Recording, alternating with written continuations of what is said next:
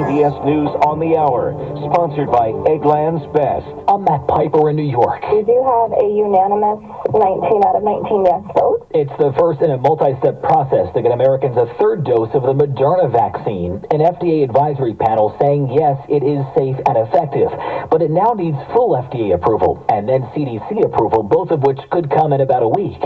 CBS News medical contributor Dr. David Agus. This is certainly a relief to many people who had Moderna vaccine, as they felt they have been overlooked and that they have been significant time out from their original shots. And now a booster will become available as soon as the CDC reviews it early next week. Pfizer's was fully greenlit last month. In New York City, once the epicenter of the virus, Mayor Bill de Blasio says 84% of all adults have received at least one shot. When you vaccinate at this high level, 6 million people got at least one dose. That changes the entire dynamic. A January 6th committee is seeking to hold former Trump aide Steve Bannon in criminal contempt.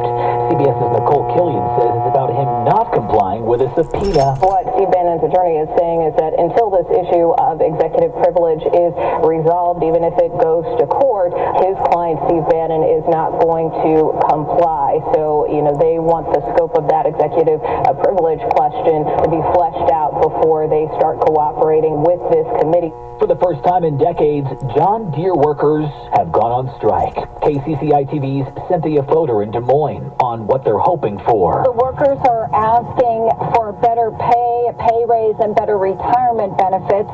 Meantime, John Deere says they are committed to a favorable outcome for everyone involved in this.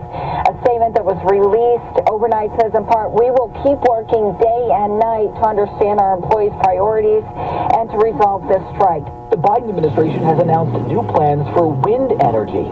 Correspondent Eileen Cobb explains. 7 major offshore wind farms have been announced for the east and west coasts and in the Gulf of Mexico. They're part of President Biden's plan to use wind energy to generate enough electricity to power more than 10 million homes.